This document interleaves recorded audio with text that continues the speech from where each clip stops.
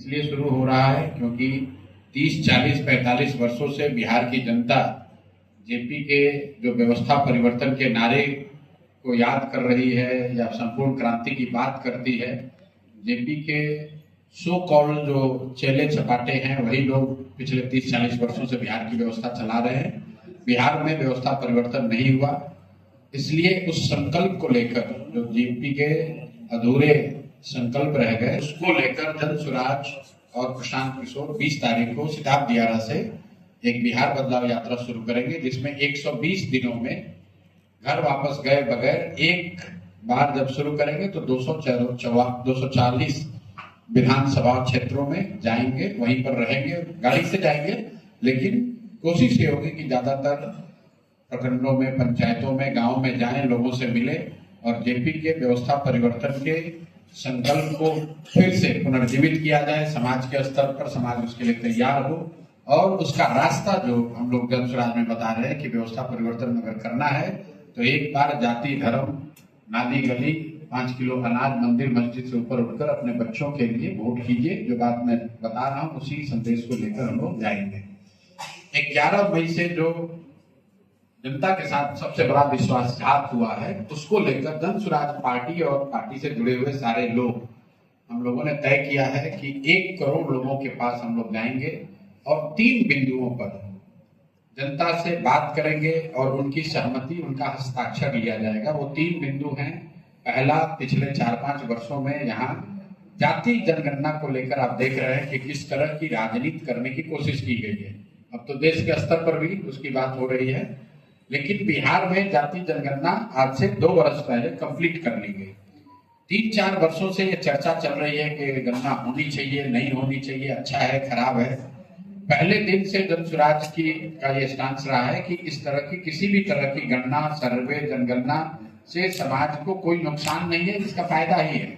फायदा इस नजरिए से है कि समाज के विभिन्न वर्गों के स्थिति के बारे में, आर्थिक, सामाजिक, शैक्षणिक स्थिति के बारे में अगर आपको बेहतर जानकारी मिलेगी तो निश्चित तौर पर उसका फायदा होगा। लेकिन वो फायदा तब होगा जब जो नतीजे आए उस पर सरकार कुछ काम करे। तो जो लोग ये चर्चा में भाग लेना चाह रहे हैं कि जातीय जनगणना होने से फायदा होगा कि नहीं, बिहार उनके सामने केस स्टडी के तौर पर आना चाहिए। 2 बरस पहले जातीय जनगणना पूरी हो गई। उस जनगणना के आधार पर यह पता चला कि आज भी 78 साल की आजादी के बाद और 35 वर्ष से सो कॉल्ड समाजवाद और सामाजिक न्याय की बात करने वाले लोगों की सरकार के बाद भी बिहार में सिर्फ 3% दलित समाज के बच्चे ही 12वीं क्लास पास करते हैं। 5% से कम अति पिछड़ा समाज के लोग 12वीं पास करते हैं।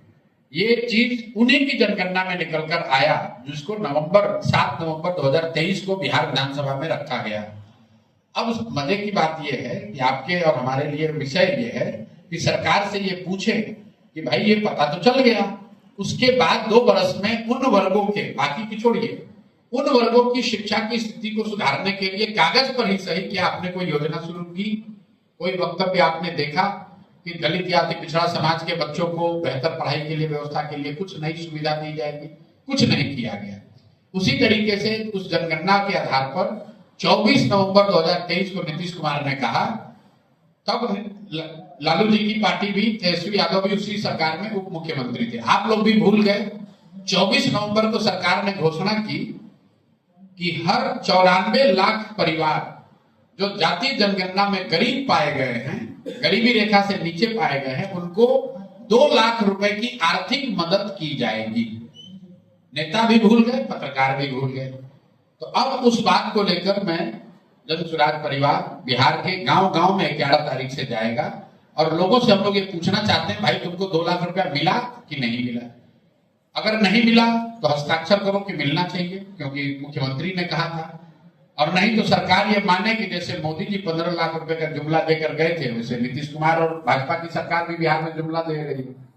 उसी तरह एक दूसरा मुद्दा है, 2006 में नीतीश कुमार ने एक योजना शुरू की जिसमें यह बताया कि दलित महादलित परिवार के लोगों को, जो भूमिहीन लोग हैं, उनको 3 डिसमिल जमीन घर बनाने के लिए सरकार की ओर से मुफ्त दिया जाएगा। 2008 से हम लोग बैठे अभी 2025 में, कुल 18 साल हो गए सरकारी आंकड़े बता रहे हैं कि 2,34,000 परिवारों को ही ये जमीन दी गई।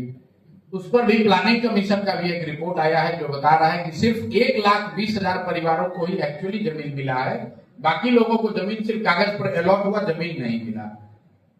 योजना के मुताबिक 50 लाख दलित महादलित परिवारों को ये जमीन मिलनी चाहिए थी, मिली 2,34,000 को, रियल में सिर्फ 1,20,000 को ही। तो इस पर भी हम लोग दलित परिवारों के पास जाना चाहते हैं और उनसे भी हस्ताक्षर अभियान का, उसमें भी उनको भी हिस्सा बनाया जाएगा। और तीसरा, जो अभी 3-4 वर्ष से बिहार में आप सुन रहे हैं, भूमि सर्वे, जमीन का, लैंड का डिजिटाइजेशन हो रहा है। ये भूमि सर्वे के नाम पर बिहार सरकार का राजस्व विभाग पूरे समाज से धन उगाही का एक नया जरिया बना लिया है। आपकी अपनी जमीन, उसका रसीद कटवाने के लिए, दाखिल खारिज कराने के लिए, जमाबंदी सिक्योर करने के लिए आपको 20, 25, 50,000 रुपया घूस लग रहा है। सरकार ये सब कर क्यों रही है? सरकार कह रही है कि हम लोग भूमि सुधार करने के लिए लैंड डिजिटाइजेशन कर रहे हैं, लैंड का रिकॉर्ड सुधार रहे हैं। और अभी आंकड़ा आया है सरकार का, फरवरी महीने तक सिर्फ 20% जमीन का ही लैंड का डिजिटाइजेशन हुआ है और हजारों करोड़ रुपया लोगों से उगाही कर ली गई। तो ये जो 3 मुद्दे हैं कि जातिगत जनगणना के आधार पर जिन 94 लाख परिवारों को 2 लाख रुपए देने की आपने बात कही थी, वो आपने दिया कि नहीं दिया? दूसरा, जो 50 लाख दलित महादलित परिवारों को 3 डिसमिल जमीन मिलनी थी, उन लोगों को जमीन मिली कि नहीं मिली? और तीसरा, जो भूमि सर्वे हो रहा है, इसमें लैंड डिजिटाइजेशन कितना, सर्वे कितना हो रहा है और लोगों से पैसा कितना लिया जा रहा है। इस अभियान को जन सुराज 11 मई से शुरू करेगा और इसकी शुरुआत मैं खुद नीतीश कुमार के अपने गांव कल्याण बिगहा नालंदा में करूंगा।